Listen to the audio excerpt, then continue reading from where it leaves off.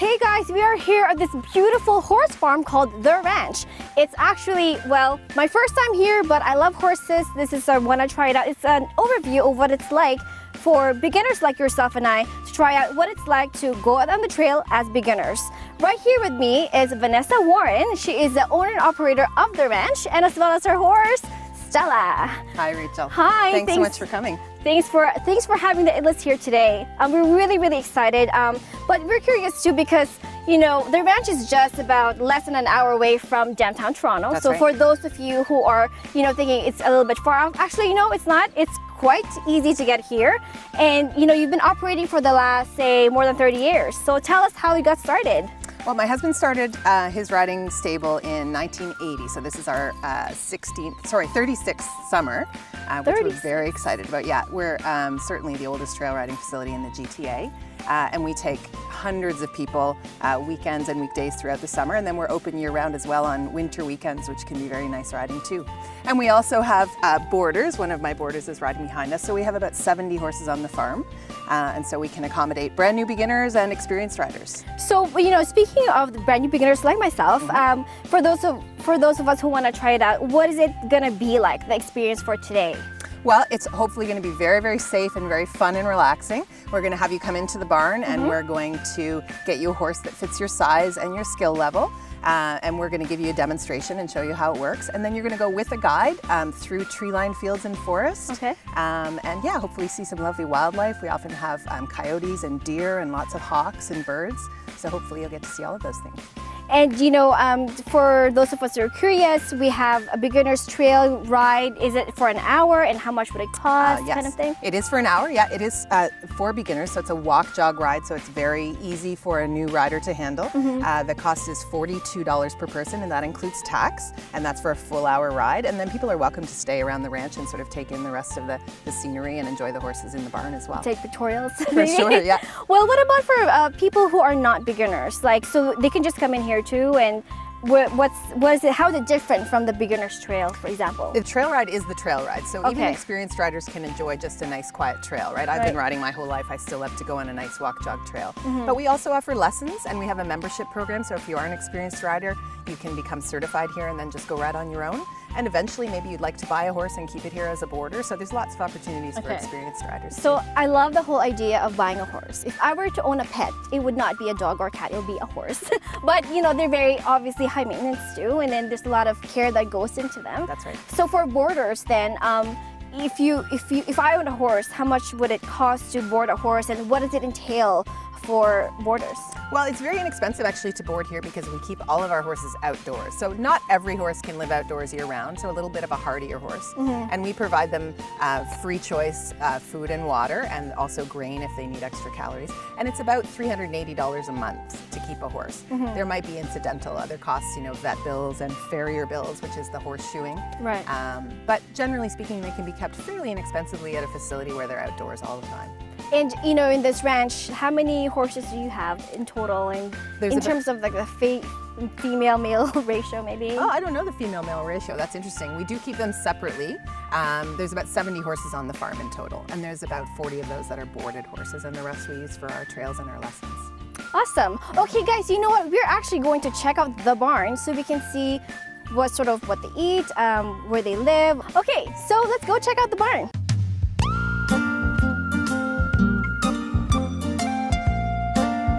Actually, all of these horses are going straight into the barn over there just to get their breakfast. I believe it's oats and hay. Every morning, these horses go right into their standing stalls for their breakfast, and they love their breakfast, which consists of oats, carrots, pellets, and vitamins. So guys, right now we are here with Vanessa again inside the barn, and right behind us are the beautiful horses with their names. We've got Chloe, Clyde, and Rita over there, and a bunch of them over here. So now we're going to be talking about how we feed the horses here? Sure, yeah, we can talk about how we take care of them maybe? Sure. Well, as I said, our horses live outdoors 24/7, but when they're coming into work and be groomed and tacked, they come into the barn into what we call standing stalls. They can rest and sleep in these standing stalls because horses can sleep standing up, but obviously they don't live here full time. Yeah. So they came in and they had their breakfast, and now they're waiting to be groomed and tacked. And while they're waiting, I can teach you maybe how to feed them a treat. Okay. Their favorite is carrots. Really? You can see they're reaching for it. All of it. Oh, okay. What's very interesting is that horses actually can't see the end of their nose. Their lips are tactile like our fingers, and they have tactile hairs. But they can see almost 360 degrees, but not the end of their nose because of where their eyes are placed. Right. So when you feed them, you have to be careful because they're going to potentially bite your fingers. They can't see them. Okay. But they will very carefully feel around for the food. Right. So you just don't want to put your fingers in their mouth. Right. They do have lots of teeth for chewing vegetation. Let me put this down for a minute. Do you have to brush your teeth? I'm curious. No, you do have to have a dentist come and see them annually. Oh, wow. And make sure their teeth are healthy. So when you feed them, what you do is you can either hold your hand very flat, or you can give them the carrot and they'll pull it out of your hand, but you just want to guard your fingers because again, they can't see. They would never bite on purpose. Okay. So why don't you feed one to Kelly? Okay, so Kelly, so wait, do I just go like this? You can, yeah, she's pretty good at it. Oh, and Clyde's dropped his. What's up, buddy? All right. So why do they love carrots as opposed to like maybe a cabbage? You know, broccoli? I think it's just become a traditional thing that we've fed them. They're very sweet. Okay. Some of our boarders feed bananas and all sorts of crazy things, but carrots and apples are traditional. Is there something that they don't like to eat? Well, I mean, I actually haven't tried giving them something they don't like to. Sometimes when we give them medicine, they refuse it, so we have to find sneaky ways to get it to them. Yeah. But no, they're pretty voracious eaters, to be sure.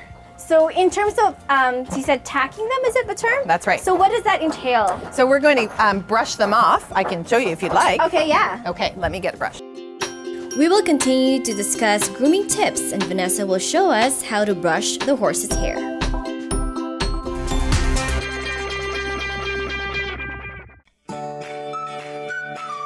CIS and Immigration has been established for more than 26 years. It is a one-stop service center for immigration service, student visa, and visitor visa. We have been in immigration and citizenship cases for more than 26 years. We have licensed consultants and lawyers to help you to fulfill your dream to come to Canada. We are here to help.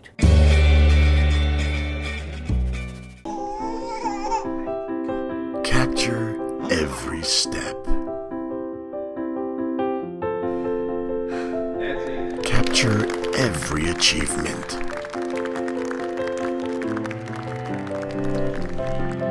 Capture every milestone.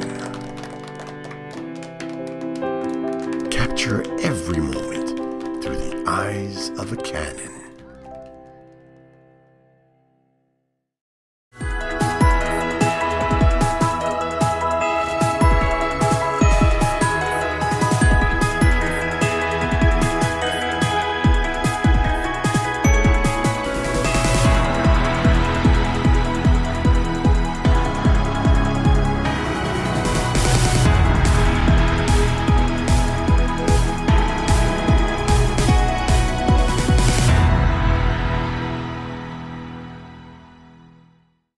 Hi, we are FCC and you're watching the It List.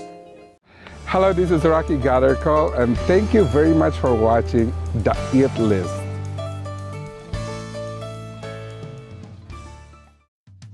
We just fed them, guys, and they just finished their breakfast, but now we're going to brush their hair. So the staff are actually going to do this in the stall. Okay. But the idea is we use a curry comb and a body brush. Okay. And the curry comb is for stimulating oil in the skin and for removing all the dirt and hair, and we use it in circles.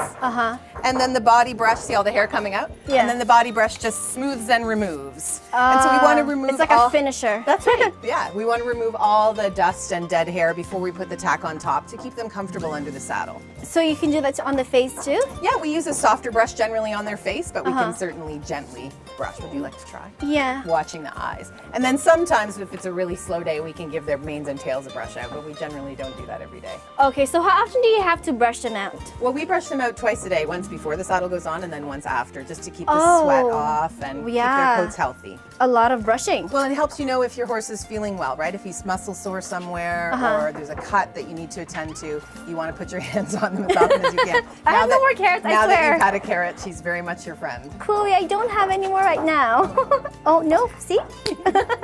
Okay, so what about them? So this, it would take about like how long to do it for a horse? Our staff are very fast. They can do a whole barn in about an hour, I think, right? So they're very good at it. And it depends, you know, if they were going to be on, sometimes we do television shows and we do photo shoots, and then obviously you're going to take a little more care to clean them so that they're spotless. You know, during winter, like horses where they actually get a little bit more hairier or whatever. They grow so quite a then winter how coat. does it work with the brushing for that? Yeah, so they do get much hairier, so it gets a little harder to brush. And in the spring, they shed it all out, so the brushing helps to remove all that hair. So yeah, it's an interesting process seasonally. So they're obviously in their summer coats now, which are the nice, short, shiny summer coats. You know, I see right over there we've got some saddles, I believe. That's right, yeah. And so how often do you have to even like change that or change their, what is that thing on their? The stirrup? Their feet. Oh, their horseshoes. Yeah, or horseshoes, or yes. trim them. Yes. So generally every 8 to 10 weeks, you're getting new shoes or a trim. Not all of our horses wear shoes. If they don't need them, they don't have them on. So the farrier would see them every 8 to 10 weeks. And the saddles we fit specifically for their back, so they don't need to change at all unless the shape of them changes somehow. So if they gain weight, for example, which we try not to have them do too much. Yeah. But yeah, the saddles are pretty much theirs once they're fit. And you mentioned earlier that, you know, the lifespan of a horse is between like, what's up to 20 to 30 is a very senior horse. Yeah. So for riders, you know, what's sort of like the ideal age that you bring them in here? Yeah, and so then, you know. So that they can start riding. So beginner riders, generally the ideal age is 7 and up. Horses younger than that maybe haven't quite established their trust for humans yet and they're flight animals, right? So their instinct is to flee when they're in danger. And when you have a beginner on, you don't want an animal fleeing the area. So generally speaking, 7 and up is a mature enough horse to use for a safe beginner ride. It does depend on their training as well, but that's a good age to start. And how often do they get checked? I know there's a lot of like, you know, maintenance and for their health and stuff, their teeth, anything else. How often do they get checked? Well, they get checked anytime there's a need, for sure, by the vet. Like I said, we check them when we're grooming them. We're checking them more than once daily for cuts and scrapes and soreness. Yeah. When we ran them in this morning, we were looking at them to see that they were taking very sound steps, that they weren't lame in any of their feet. Oh, okay. But the vet would be here once annually to do vaccines, and then we regularly do something called worming, which is where we help to keep their digestive system safe from parasites. Oh, okay. Yeah. Against worms, Yeah, basically. exactly. Exactly. Yeah. Well, you know what? Before we go into our trail ride, we're actually going to have one of the staff at the ranch talk about some safety tips and techniques right before we mount and go on the trail. So stay with us after the break.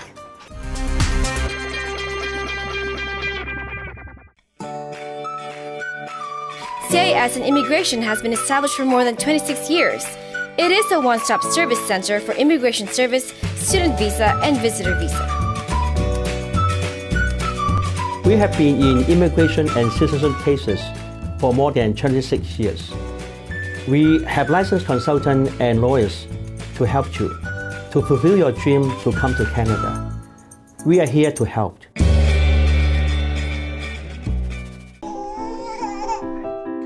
Capture every step. Capture every achievement.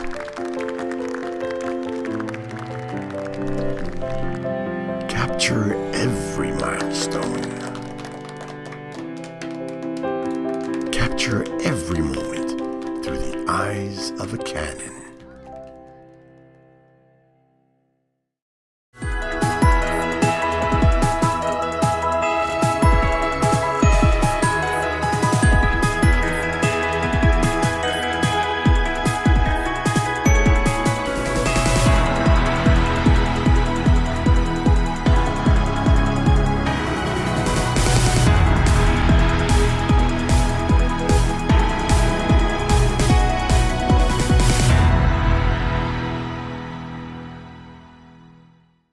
my name is Pam. I'm a motive certified trainer, also a makeup artist and hairstylist. Thank you for watching the It List.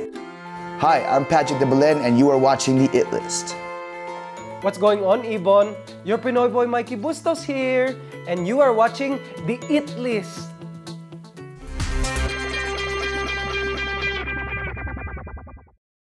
So right now we are going to be talking with Jordan Paero. She's one of the staff at the ranch. Talk to us about some safety tips and techniques before we mount on the horse and go horseback riding. Hi. Hello, how are you today? Thanks for doing this for us today. I'm good, thanks. No problem. So really important that we're safe on the ground with our horse before we hop up on our horse. So if you ever have to hold on to your horse, which we usually will after your trail, always make sure you're holding your reins, and this is also what steers your horse, in two hands.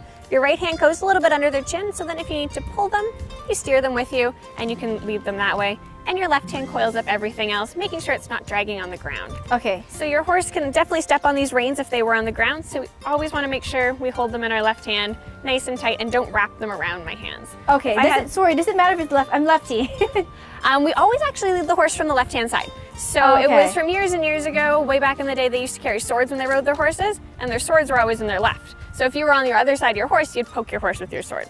So, and that reason we also mount and dismount our horse always from the left-hand side, and that's just something that has come down throughout the years. Right. I don't have a sword with me, so you're good. You're good. But it's just how we've always done it. That's what the horses are used to. They're used to leading, getting on, and getting off on the left-hand side. Okay. So what are the other sort of, for beginners like myself, some safety tips to keep in mind?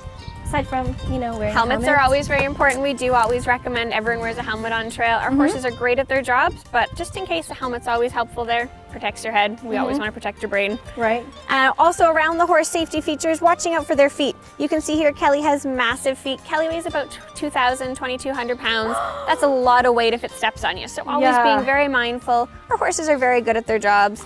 They're going to watch out for your feet, but just keep an eyeball, make sure your feet are not right directly under theirs. So this is your stirrup. Stirrup? Okay. This is where your foot goes in when you're riding. And you can see that our stirrups here are covered. So some stirrups your foot could go right through and then your leg could get caught. Our stirrups are covered so your foot cannot go all the way through. So it's just enough to keep your foot in there nice and secure, but not enough that your foot will go all the way through when we're on And you can track. actually remove your feet easily too. Exactly. You're not trapped in it. Yeah, so ideally the ball of your foot is going to balance on this part, and then the rest of your toe, there's just room to keep your toe in there and keep you in there nice and secure. Okay. Okay, so all our saddles are fit towards our horses. The horses wear the same saddles every single day. They're fit to them. And they're also we make sure they're nice and snug before you get up. So this here, this is the girth of the saddle. It's kind of like the belt that keeps your pants up. So we always make sure we usually check the horse's girth 3 or 4 times before you head out on trail, making sure you can fit a couple fingers in so it's not uncomfortably tight for them. Yeah. But still you can see it's nice and snug, so obviously that saddle is going nowhere on you. So that's about it for safety on the ground. Now when we mount our horse, we always make sure our reins are back over top the horse's head, because when you get up there, you want to make sure that you have your steering once you're up on the horse. Right. We always advise using a mounting block to get up on the horse, as you can see here. Okay. It's just easier on your horse's back. So and easier for you probably to get up. Exactly. We just say it's easier on the horse to make you feel good. Yeah. So you're going to grab your mounting block. There's a little handle in the front. You're going to step up onto the mounting block. Always holding on to the reins again, that's your steering there. And your left hand's gonna go on the horn. Right. Your left foot's gonna go up in the stirrup, and you're gonna jump up, swing over, and land nice and gentle on your horse's back. Really important you land gently on their back. It's really more comfortable for them. We don't wanna slam on their back every time, because that'll hurt them over time. Your feet go safely in your stirrups there. You can see those are the covered stirrups again. Keep your feet in there nice and short. We do make these longer or shorter to fit your leg length. So you can see in and behind here, those are fit to make them longer or shorter. Ideally what you want is just a little bit of a bend in your leg there. You don't want them too long that you can't reach them, and you don't want them too short that you feel like your knees are all the way up your nose. What's next for us, Jordan? Holding on to our reins, so that's your steering wheel. You never let go of your steering wheel. Ever. Ever. Nope. That's the rest of that whole hour, your 2 hands on those reins. So you hold your reins, one on each side of the knot. You can see the knot in the middle here. Just ties the reins together so that you don't drop one. You're gonna hold them in through the bottom of your hands, out through the top, like you're holding a coffee mug. Okay. Okay, so if you are holding your reins down like this, you're spilling your coffee, right? So nice and comfortable like this, and that's how you're gonna hold your reins with just a little bit of a loop between your hand and the horse's mouth. Ideally, if you were to pull backwards, you want those reins to go snug, and that means you have your steering. We're gonna walk forward with Kelly here, but we're gonna just back her up a little bit. So to back up, you pull both hands to your hips and give a little kick. Okay. So a little kick, a little kick. Just a little kick. All right. So to make our horse go forward, our hands go towards our horse's ears. And we give a little bit of a kick. And a kick is just your heels straight into their belly with both legs. And that makes them walk on and walk forward. Now to make our horse go to the right, you take your right hand, you pull it straight to your right hip, and you give just a little kick with your left leg. When you see you're pulling, you're gonna pull straight to your right. You can see the horse's nostril. That means you're pulling far enough to make her turn. And same thing to the left, your left hand. Okay. Come straight to your left hip, and you kick with your right leg. How do you make a horse stop moving again? So both hands come to your hips and you say whoa. Whoa. That's your magic word. Okay, but if you want to make them move, you gotta pull it out. Push forward, yeah. Push forward and kick a little bit. Exactly, because you're releasing the pressure there. So you're releasing it so you're not pulling back anywhere. You can see your reins get nice and loopy. And then you give a little kick forward to make her go forward. And then you basically steer between left and right. Exactly, so always pull the direction you want to go. Think your hands are steering their head and your legs are steering the rest of their body. So you're giving a little kick with the opposite leg just to help pull their body that direction. So same thing here, left hand to the hip and kick with that right leg.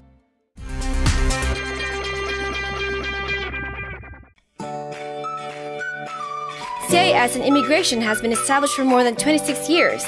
It is a one-stop service center for immigration service, student visa, and visitor visa.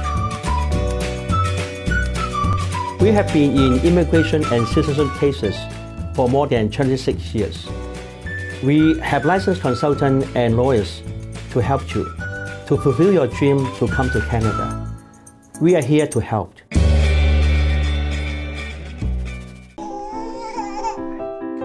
Capture every step. Capture every achievement.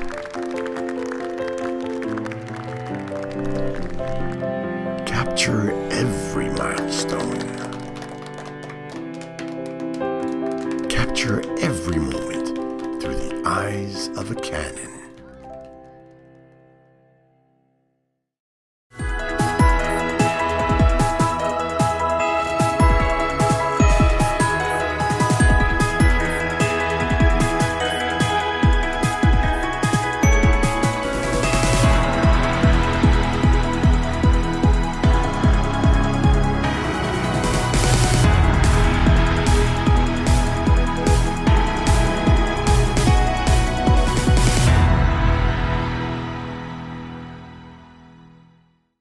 Hey yo, what's up? This is Southeast Cartel representing Pinoy Hip Hop. Pare ayos lang. Tune in to It List, man.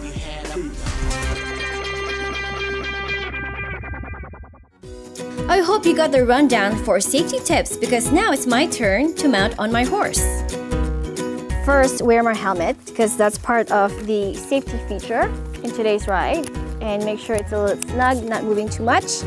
And I'm going to ride Daisy. So, left hand, left foot. Big jump, swing over really and gentle on her back. Awesome. So hey guys, so now we're gonna go off on a trail ride, okay? So we're gonna go with, well, I'm with Daisy. So let's go. This way, this way. And we're off to the trail. We are going through the meadows and forests. But whatever your skill level, the ranch staff will guide us through. Well, we're gonna go around some fields and we're gonna go through some forests, and if we're really lucky this time of day, we might see some wildlife, so maybe some white-tailed deer, maybe some coyotes. We have a couple resident wild turkeys out there. There's a whole bunch of things we could possibly see on trail today, so we'll keep our eyes peeled. In case you might be wondering, horses have their own unique personalities. Some horses want to lead, so they have to go first, while other horses have to go second. So my horse actually has to be always on second. Daisy likes to be second, that's her personality. It doesn't matter, as long as she goes second, we're good to go. We're off now, we're going straight to the trail.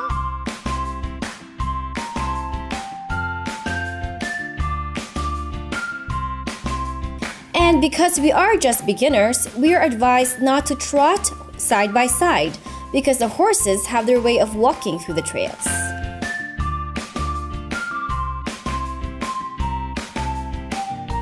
The trail is also a way to relax. Even experienced riders just go for a ride and enjoy nature. The ranch also has room for boarders if you own a horse and need a place to stay.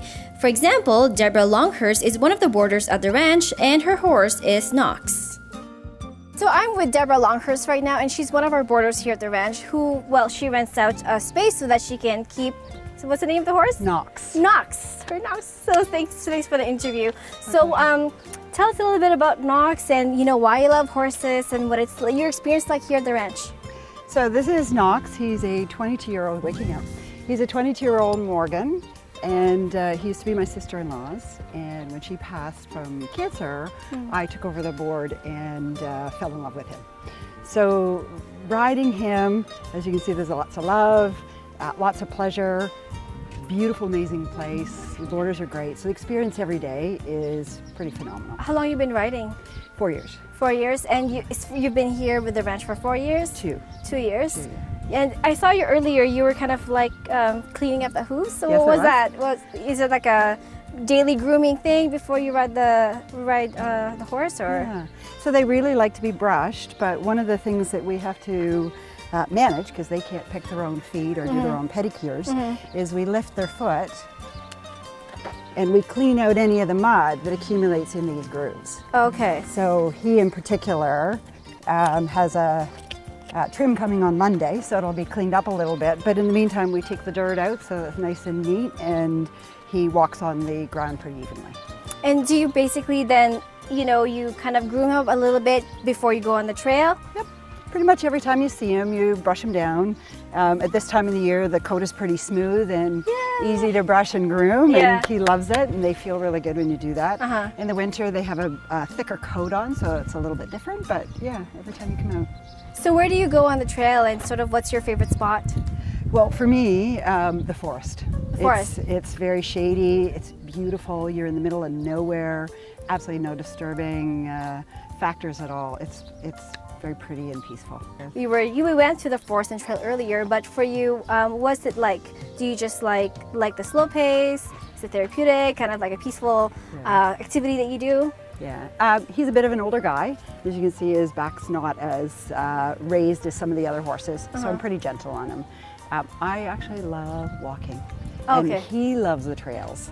You can tell by how he's animated on it. He walks pretty fast. It's pretty trustworthy. It's my preferred. It's a good match. Slow is easy. Yeah, it's a good match for you guys. Especially for a new rider. Yeah. So an older horse, new rider, it's a pretty good thing. Okay, great. Thank you so much. You're welcome. Of course, horses need grooming too to keep them fresh and clean. So Astaire has just worked out. So Astaire shows. So he's just had a little exercise ride in preparation for our show in August. And when he finishes riding, you can see he's been very sweaty because he worked out. And I want to get all the sweat off to make sure that his coat is healthy and that he doesn't attract extra flies, because flies are a problem always in the summer. And just get a nice little cool down. So there's no need to shampoo, right? No, in fact, it's a bad idea to shampoo every time, because they have lots of very good oils in their skin that you want to leave. So just a quick rinse, and then it's very important that you also squeegee them off immediately afterwards, which I'm going to do right now. If you don't squeegee them off, then the water actually holds the heat, and you can overheat your horse even more. So it's very important to immediately remove all the water. Oh, the excess water, right? Yeah, so the coat doesn't hold the heat inside the water, right? Right. And he loves it. And then he's going to go from here. He's going to go from here and have a nice lunch. What's for lunch? Go back outside. He's getting more calories because he works a little harder, and some supplements for working horses, harder working horses.